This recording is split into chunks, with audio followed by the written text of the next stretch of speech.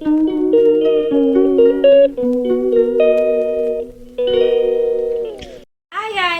To our channel. இன்னைக்கு நம்ம சேனல்ல என்ன பார்க்க போறோம்னாக்கா, ஈஸியான முறையில் கோழியோட லிவரும் அப்புறம் அந்த கல்லீரலும் மண்ணீரலும் ரெண்டும் சேர்த்து நம்ம இப்போ ஈஸியான முறையில் கிரேவி மாதிரி செய்ய போகிறோம். ஸோ அது எப்படி செய்ய போகிறோம் அப்படின்னு சொல்கிறத உங்களுக்கு நான் காட்டுறேன், வாங்க பார்க்கலாம். இப்போ அதுக்கு முன்னாடி நம்ம வீடியோவுக்கு யார் யார் சப்ஸ்கிரைப் பண்ணலையோ சப்ஸ்கிரைப் பண்ணிவிடுங்க. நோட்டிஃபிகேஷன் ஆலில் போட்டு வச்சுக்கோங்க, பெல் பட்டனை கிளிக் பண்ணிக்கோங்க. இப்போ நம்ம சட்டியை வச்சுட்டு கடலை எண்ணெயை வந்துட்டு ஒரு 100 கிராம் ஊற்றிக்கலாம்.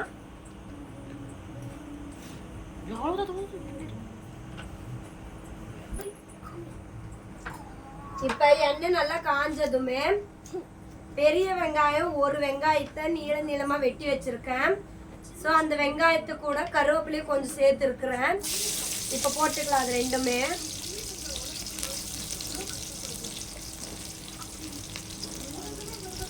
இந்த கடலெண்ணெயோட வாசமே பாருங்க செம்ம டேஸ்ட்டாக வரும், வாசம் அல்டிமேட்டாக தூக்குது. ஸோ இது கூடவே நம்ம சின்ன வெங்காயம் வந்துட்டு ஒரு 100 கிராம் 150 கிராம் அளவு சின்ன வெங்காயத்தை பச்சை வெங்காயத்தை அரைச்சி வச்சுருக்கேன். ஸோ அதையும் நம்ம சேர்த்துக்கலாம். இப்போ நம்ம அரைச்சி வச்ச சின்ன வெங்காயத்தை போட்டுக்கலாம்.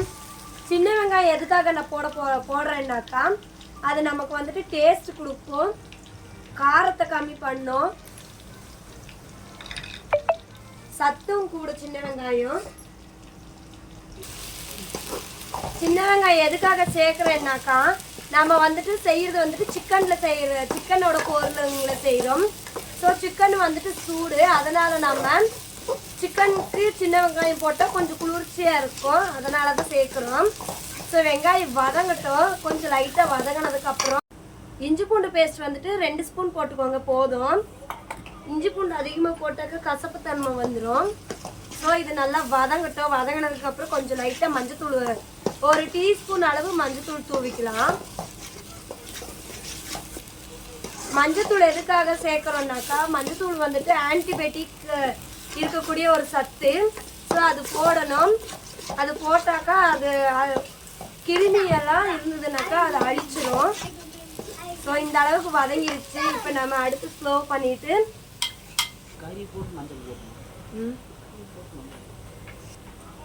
வெங்காயம் வதங்கிறதுக்கு வேண்டி கொஞ்சம் லைட்டா உப்பு போட்டுக்கோங்க.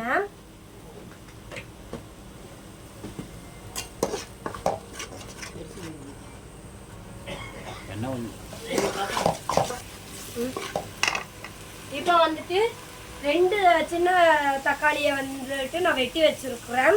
ஸோ அதை அப்படியே சேர்த்துக்கலாம். நல்லா வதக்கி விட்டுருங்க, பச்சை வாசம் போகிற அளவுக்கு நல்லா வதக்கி விட்டுருங்க. தக்காளி நல்லா வதங்கட்டும்.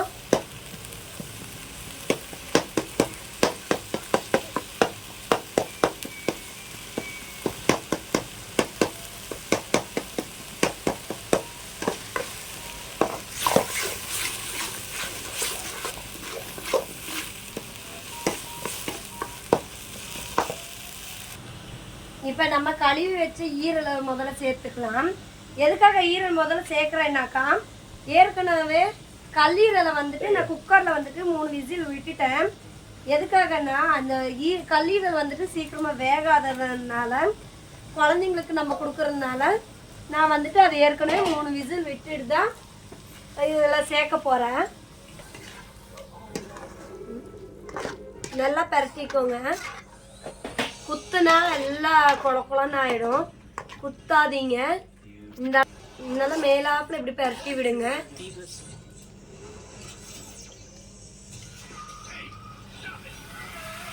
இது பாதி முக்காவாசி வெந்ததுக்கு அப்புறம் நம்ம கல்லீரலை சேர்த்துக்கலாம்.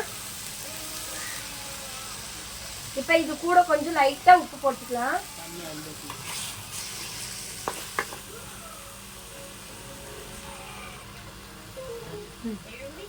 இப்போ உப்பு வந்துட்டு நான் கம்மியாக தான் சேர்க்குறேன்.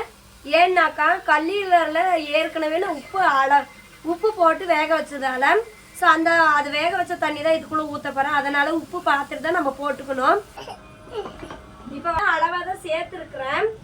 ஏன்னாக்கா நம்ம ஏற்கனவே வந்துட்டு கல்லீரலில் வந்துட்டு உப்பு சேர்த்து தான் நம்ம வேக வச்சுருக்குறோம். அதோட தண்ணி ஊற்றி வேக வைக்கிறதால நம்ம வந்துட்டு உப்பு பார்த்துட்டு தான் சேர்த்துக்கணும். நம்ம வீட்டில் அரைச்சா அந்த சிக்கன் செட்டிநாடு சிக்கனோட பொடி சேர்த்துறதால அதுலேயும் உப்பு ஏற்கனவே இருக்குது. அதனால நம்ம உப்பு பார்த்து அளவாக போட்டுக்கலாம். ஸோ இப்போ அந்த ஈரல் வேகிறதுக்கு வேண்டி நம்ம அந்த கல்லீரல் வேக வச்ச தண்ணியை நம்ம ஊற்றிக்கலாம்.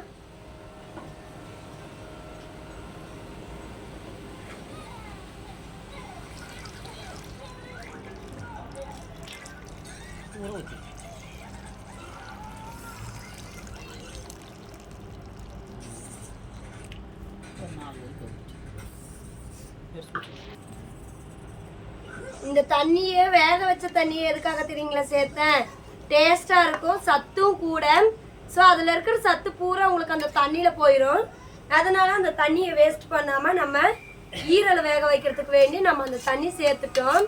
இதுக்கப்புறமா தான் நம்ம எல்லா மசாலும் நம்ம சேர்த்துக்க போகிறோம். இதில் இந்த தண்ணி கொஞ்சம் வத்தினதுக்கு அப்புறம் நம்ம அந்த கல்லீரலை போட்டு வதக்கிட்டு மசால் போட்டுக்கலாம். நீங்கள் எந்த கறியை வேக வச்சாலும் சரி, காயை வேக வச்சாலும் சரி, அதில் இருக்கிற தண்ணியை வேஸ்ட் பண்ணாதீங்க.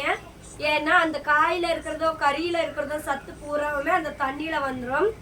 ஸோ நீங்கள் அந்த தண்ணி வேஸ்ட் பண்ணாமல் அந்த தண்ணியை ஊற்றியே சமைங்க.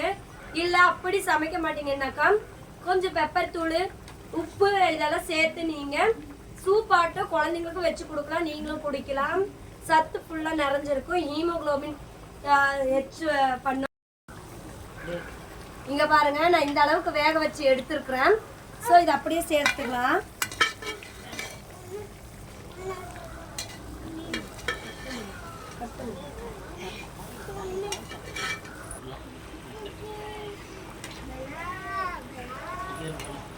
ஓகே गाइस, இப்போ நம்ம இதை போட்டாச்சு. இது கூட நம்ம மசால் சேர்த்துக்கலாம்.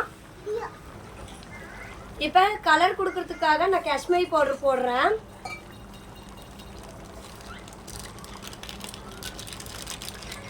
ஸோ இது போட்டோம்னாக்கா கொஞ்சம் கலர் கொடுக்கும் நமக்கு. கிரேவி மாதிரி இருக்க ஹோட்டலில் சாப்பிட்ற மாதிரி நமக்கு கலர் கொடுக்கும்.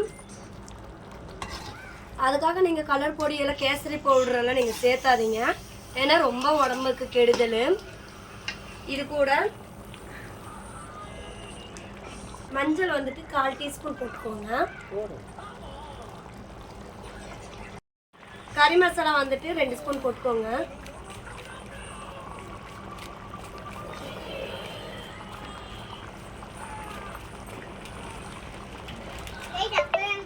சிக்கன் தூள் அதே மாதிரி 2 ஸ்பூன் போட்டுக்கோங்க.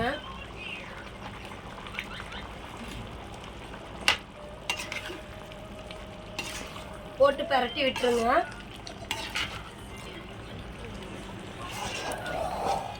இது வந்துட்டு நான் வீட்லயே அரைச்ச மல்லித்தூள். இது வந்துட்டு 2 ஸ்பூன் போட்டுக்கலாம்.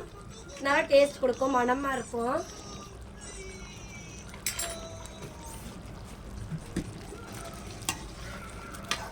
இது வந்துட்டு நாங்கள் வீட்லேயே தயார் பண்ண நாட்டுக்கோழி சிக்கன் பெப்பர் தூள். இது வந்துட்டு 1.5 ஸ்பூன் போட்டுக்கோங்க போதும். ஏன்னா இதில் காரம் ஓவராக இருக்கும். ஸோ வந்துட்டு இதை அளவாக போட்டுக்கோங்க. காரம் வேணுன்றவங்க சேர்த்துக்கோங்க, காரம் வேண்டான்றவங்க அளவாக சேர்த்துக்கோங்க. இந்த மசால் வேணுன்றவங்களுக்கு ஆர்டர் கொடுத்தீங்கன்னாக்கா நாங்கள் உங்களுக்கு அனுப்பி வைப்போம். ஸ்க்ரீனில் தெரியிற நம்பருக்கு நீங்கள் கால் பண்ணிங்கனாக்கா உங்கள் வீட்டு அட்ரஸ்க்கே நாங்கள் அனுப்பி வச்சுருவோம்.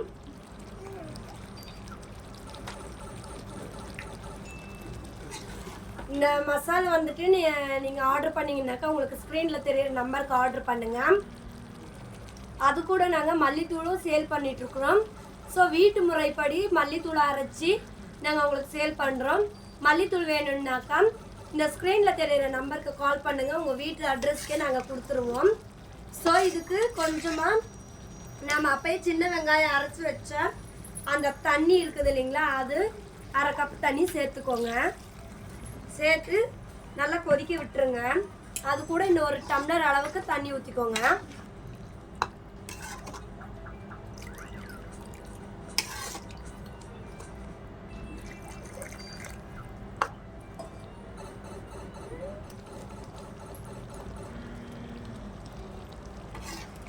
அடுப்பை வந்துட்டு ஹை ஃப்ளேமில் வச்சுட்டு ஒரு 5 நிமிஷம் நல்லா கொதிக்க விடுங்க.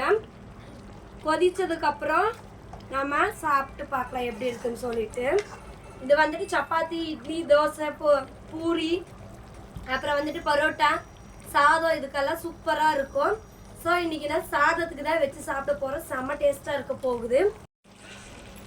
ஓகே காய்ஸ், இப்போ ரெடி ஆயாச்சு. இது கூட நம்ம பெப்பர் தூள் கொஞ்சம் ஆட் பண்ணிக்கலாம். பெப்பர் தூள் எதுக்காக போடுறேன்னாக்கா கவுச்சு ஸ்மெல் வரும். அந்த ஈரலோட கவுச்சு ஸ்மெல் வர்றதுனால சாப்பிட பிடிக்காது. அதனால தான் நம்ம பெப்பர் தூளை சேர்க்குறோம். ஒரு பரட்டு மட்டும் பரட்டி விட்டுருங்க. லாஸ்ட்டாக ஃபைனல் டச்சாக நம்ம கொத்தமல்லி தூவி நம்ம இறக்கிடலாம். உங்களுக்கு இப்போ சர்வ் பண்ணி நான் உங்களுக்கு காட்டுறேன் எப்படி இருக்குன்னு சொல்லிட்டு. ரொம்ப டேஸ்ட்டாக இருக்கும்.